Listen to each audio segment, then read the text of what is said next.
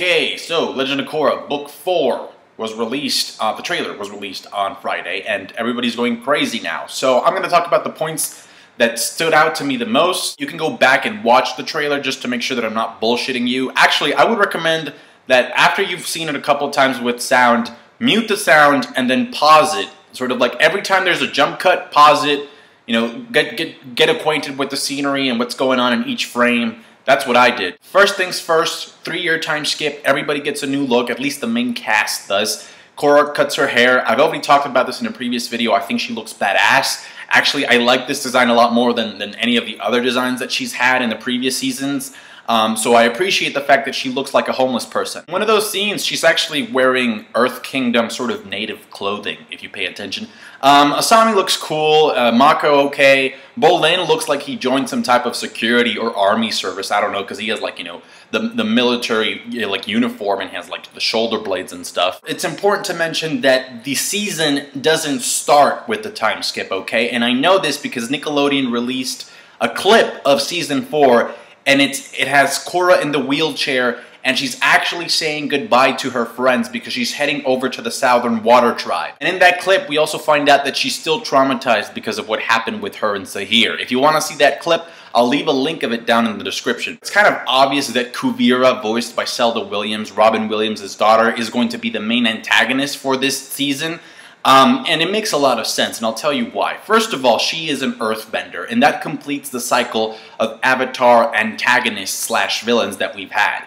You know, ever since Aang, we had a firebender. Then when Korra started, we had 2 waterbenders, and then Sahir is an airbender. So to finish up the season, or to finish up the entire series, it makes sense that it would be an earthbender. Also, the fact that she's a woman fits well because we haven't had a main antagonist that was a female. Sure, we've had like, you know, the waterbender last season and Combustion Lady and Azula, but not a main antagonist figure. There's this one part where we see Kuvira bend her shoulder pads, you know, this armor that she's wearing, and there's another part in the trailer where Korra's kind of like drowning in this liquidy, sort of gray, silvery substance. I think Kuvira is going to be able to bend platinum, because that's something that Korra can't bend. So how do you face the Avatar? You attack her with stuff that the Avatar is unable to control. And so that liquidy substance, I think it's liquid platinum, unless it's something else like mercury. That would be fucked up. The second thing that you notice is if you look at the backgrounds, especially when they're in like Republic City or an urban setting,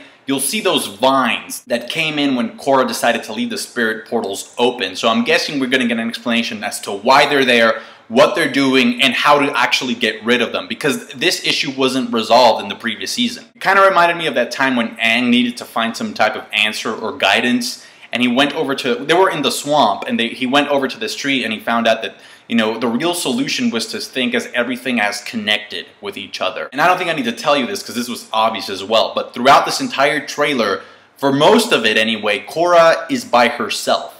There's no gang around her. She's doing things solo. So there's a lot of soul searching going on. At one point, she's even headed towards one of the spirit portals. So I think this season is going to be Korra being a nomad, pretty much. Shout out to the airbenders. No, but seriously, we get different shots from all over the Avatar world. We see the desert. If you pause the trailer at one point, you see this person walking through like a landscape of lava. And we know that the Fire Nation, there's a lot of volcanoes in the Fire Nation. I think what she's trying to do is to be able, or try to find a way of reconnecting with that part of her that is the essence of the Avatar cycle. Now there's two things in this trailer that make me think this. There's this part where Katara is bending, sitting down, and she's kind of in front of a pool, but the water is glowing kind of whitish. And I think that water, remember when she had the wand flashback? Okay, she was actually placed in a pool that had the water had special properties. And second of all, there's this one part where we see Korra in the Avatar state. She's standing in like a crowded room, and then she vanishes. And I think that's Korra seeing that. There's a disconnect between that part of Korra and what Korra is right now. So her job is to try to reconcile the two and become one again. And I think she'll be able to do that with some type of spiritual guidance, thanks to Katara and, more importantly, Toph, but I'll get into that at the end. Now, when it comes to the airbenders, I love their new suits. I think they look badass, and what's great about them is that they don't have to depend on the glider anymore, you know? It's like, oh shit, I'm falling, where's my glider? It's your clothes. I also really like the fact that Jinora was able to grow her hair long again. She's still the only kid with the tattoos, at least from what I saw in the trailer. But I think there's been a change in regards to air nomads shaving their head because Milo is rocking the long hair. So I'm like, what happened there? There's another shot in this trailer in which we see Zuko and the president of Republic City. Now, sitting next to Zuko is his daughter. That has to be the Fire Lord, okay? And she's wearing glasses and shit, but I think one of the things that I could infer from that shot is that that's definitely Zuko and Mai's daughter, or May's daughter. You know, the girl with the knives of Avatar The Last Airbender. And the reason why I know this is because if you look at her chin, it's really pointy. And that's the exact same chin that May had. That's her design. She has like the pointy chin. Yeah, so I think those two definitely stayed together and made babies. Now, last but not least, we have the whole, I can't believe it, Toph? Two things. In that shot, Korra looks like she's been beat up, okay? She has a black eye and everything. And if you look at her background, it looks like she's in some type of a cave or an ancient type of tomb. So this leads me to three possibilities. Number one, and this is the most hopeful one, either Korra has been beat up and locked up in the cave, and she can't get out for whatever reason, and she finds out that Toph has been in prison and held against her will all this time, and that's why she was never able to go back to her daughters. Possibility number two is that she's actually staring at Toph's corpse, and that it's a skeleton, and that she just can't believe that she's dead. Possibility number three is that maybe Toph played a role in making Kuvira the antagonist or something. Remember, Avatar, we've never had an antagonist in this series that hasn't had a backstory.